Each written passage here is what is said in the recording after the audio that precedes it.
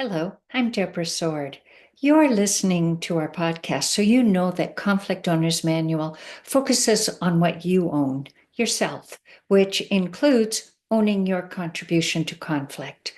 A listener asked, when the other person is the problem, or I didn't start the conflict, isn't telling that person that it's not my fault or problem good enough?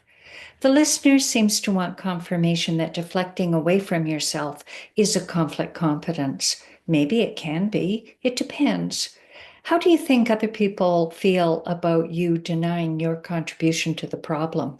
Will they accept your version? Here's another question. Is deflecting responsibility and accountability how you want to show up in life? I have three thoughts on this last question. Thought number one, wherever you go, there you are. You're the common variable in all your relationships. You can't have a relationship without you in it. Others can, you can't. So you're the variable you control. If you want better quality relationships, if you want peace in your life, if you want successful group interactions, start with you and branch out your influence from there. You don't need anyone's permission to change your attitude or approach. You only need your acceptance that you can do conflict better if you try. Thought number two, people get defensive and argumentative if you deflect your contribution to a conflict. As I said, if you want better quality relationships, start with you and branch out your influence from there.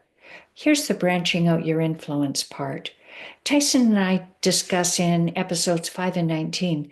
You need only your permission to create changes.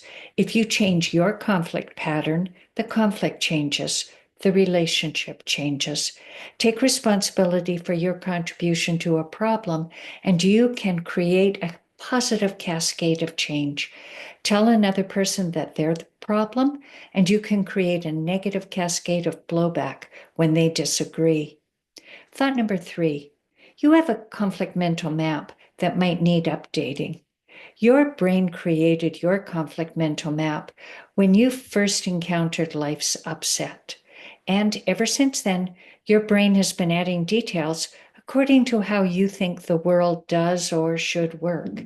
Tyson and I refer to training your brain for conflict competence in episode 47, so maybe listen to it again when you're finished here.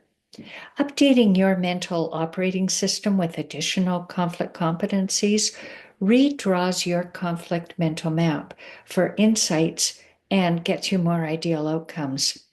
In summary, can you deal with problem people by telling them they're wrong and it's not your fault? Sure. Is it conflict competent to deflect responsibility for the conflict solely to those others? They probably won't think so. Will deflecting away from you improve the quality of your relationships? Likely not. Self-managing is the variable you control. As you deepen your skills, you deepen the quality of your relationships.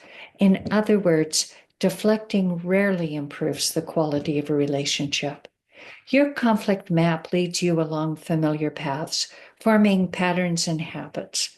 It's conflict competent to explore some new terrain. The next time you're tempted to blame, accuse, deflect, or disown your contribution to a conflict, walk a different path. Instead of reacting, it's not my fault, not my problem. Try asking a good question. For example, how do you see my contribution from your perspective so I can understand the reason you're upset? Then drop a pin on your conflict mental map to show where you learned a new skill.